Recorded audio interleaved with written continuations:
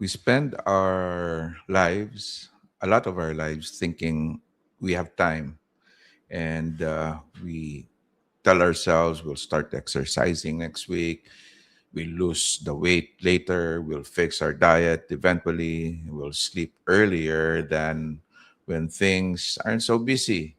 And most of the time, life just keeps on moving until one day a number gets your attention. For me, that number was 6.9. What is 6.9? That's my latest hemoglobin A1C. And a 55-year-old, after almost 30 years of knowing medicine, the doctor now became the patient. And I graduated from medical school since in 1996, trained in surgery, and over the years, medicine has been a major part of my life. We've all heard the advice: control your weight, watch what you eat, exercise, get enough sleep, control your blood pressure. And when you've studied medicine, you understand why those things matter. You understand what hypertension can eventually do.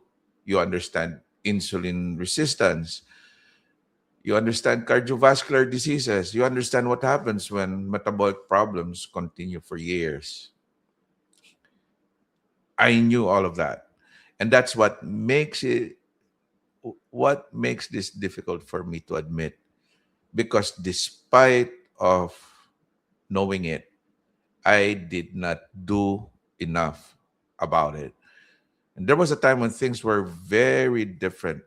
Martial arts was part of my life. My weight was around 160 pounds at 5'7". I was active. I was in really good shape. But we know how life works. Career happens, family happens, project happens, moving from one place to another happens. You got things, responsibilities start to pile up, and we got busy taking care of everything that seems urgent. And sometimes the one thing we keep postponing is what? Ourselves. Eventually, I guess my weight went from around 160 pounds to 195. And what made it worse, I guess I moved to the most obese city here in the United States. And then health problems started accumulating.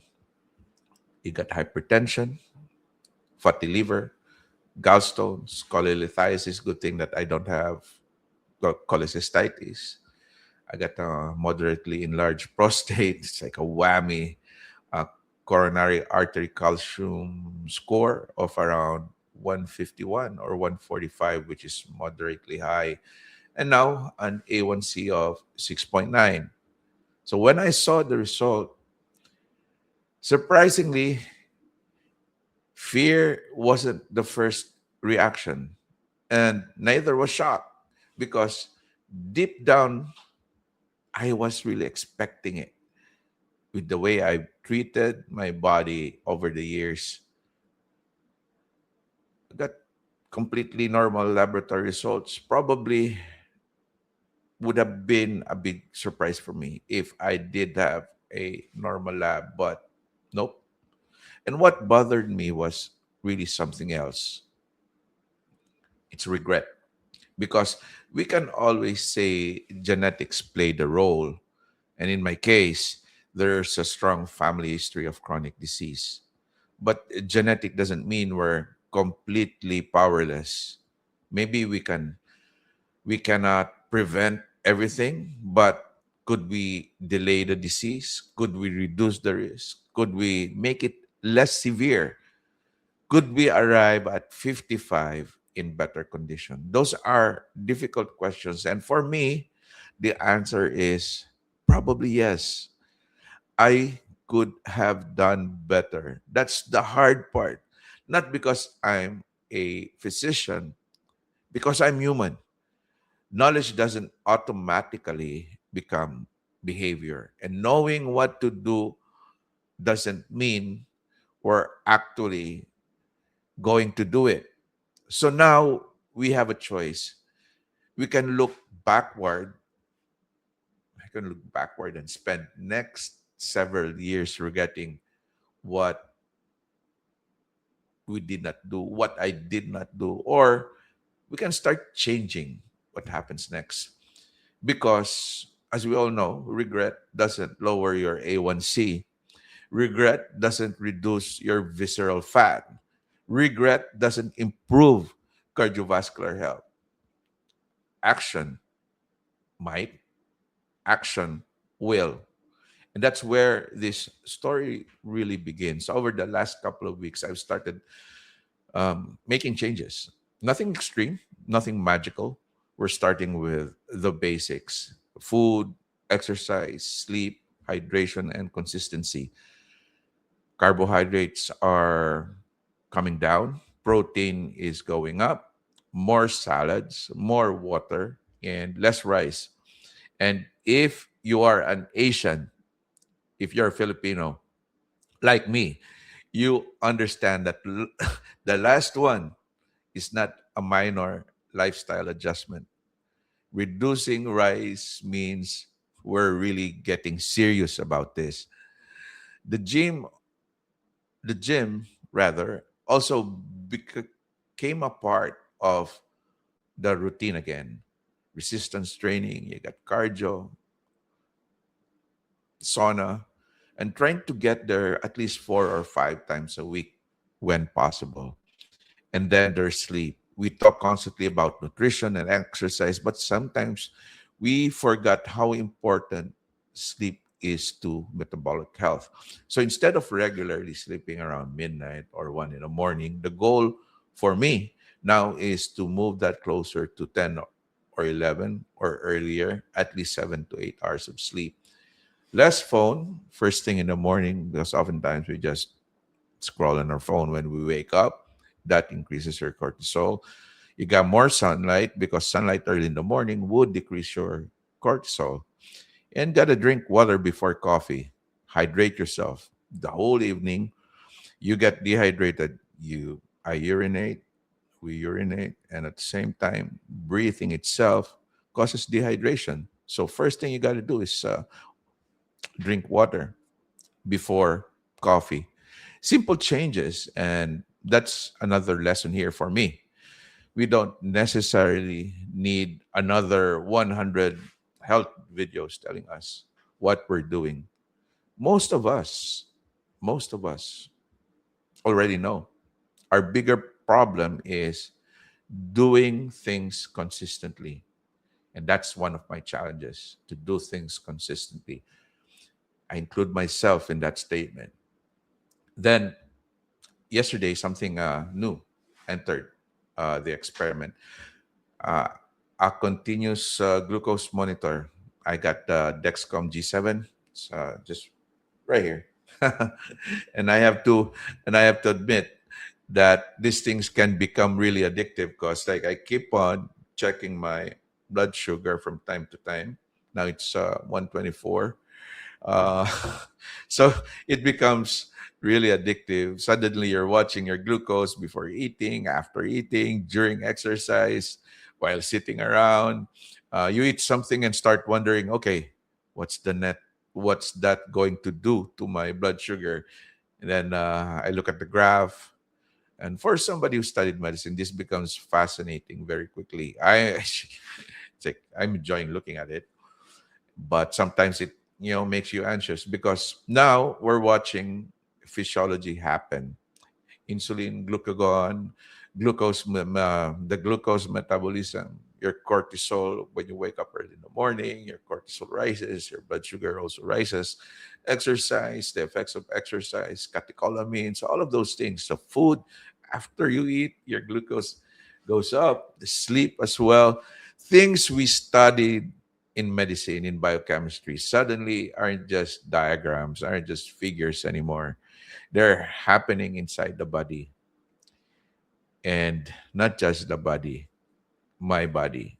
Like, oh wow, this makes it more real. Patient, yes, but if it's your body, it makes it more deep. And they're happening inside real time. That's where I want uh, that if there are medical students here, and I do have some medical students way before, to pay attention. We can memorize the biochemical pathways. We could memorize diagnostic criteria. We can memorize medications. In Filipino, we call it the cajon. But there's something different about seeing the processes happening to an actual human being. And while you're students, you gotta take note of that because every lab value, every laboratory value has a person attached to it.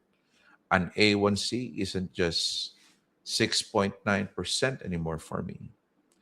There's somebody sitting on the other side of that number thinking, what do we do now?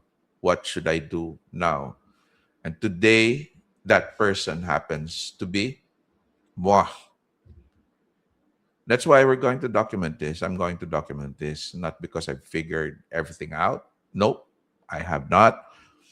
And my primary care physician is managing my case. And that's very important. I don't self medicate. And being medically trained doesn't mean becoming your own physician. But having a medical background gives us an interesting opportunity, easier for you to understand, easier for us to execute. We can look at this journey through two lenses: the patients and the science. The patient and the science. And we're going to watch the glucose. We're going to look at the food, exercise, weight, sleep, lab numbers, the things that really work, and probably some things that don't, because that's real life. And there's another reason for doing this. Maybe you're watching at 25 years old, 35, maybe you're already 45, or 55 like me, or older than me. Maybe your lab numbers or laboratory numbers are completely normal today. Hey, happy for you. That's really great. But don't take that for granted. Don't take that for granted because prevention is much easier than trying to deal with disease once it arrives. And the cost isn't only money. Disease costs time, it creates stress, it affects your productivity, it affects families, it affects what we're physically capable of doing with whatever years we have left. And that's something rather, we tend to forget. Time doesn't stop while we are procrastinating. And that's a hard statement. And personally, I wish I had taken it more seriously 20 years ago, but I really can't change it. I can change that. What I can change is what happens from here. And that's something all of us still have now moving forward. The next decision, here's the goal. Over the next year, we're going to see what happens. Can the A1C come down? Can we work towards diabetes remission? Others, layman's term is reverse the diabetes. Can the blood pressure improve, go down? Can cardiovascular and metabolic risk come down? Can visceral fat decrease? One of my goals: decrease the visceral fat, the ugly fat, the dangerous fat. Can muscle power increase because we're going doing weights? Can sleep improve? Can a 55-year-old body become significantly healthier than it is today? I don't know exactly what the results will be. We'll be working hard for it. Pray for me and be a part of my journey. And that's what makes this worth documenting. We're going to find out. I'm making myself accountable for this because being healthier isn't just about getting better lab numbers.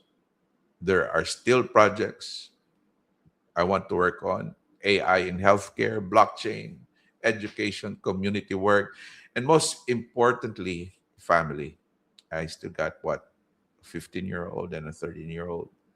And this is, should I say, something that I got to really work on. We all have something, and we're still here to do it. And this experience has reminded me of something. Health may not be the purpose of life, but without health, fulfilling our purpose becomes much harder. So this where we begin. My number happened to be the ones we're looking today: A1C, weight, health, mistakes. But the bigger questions belong to all of us, belong to me.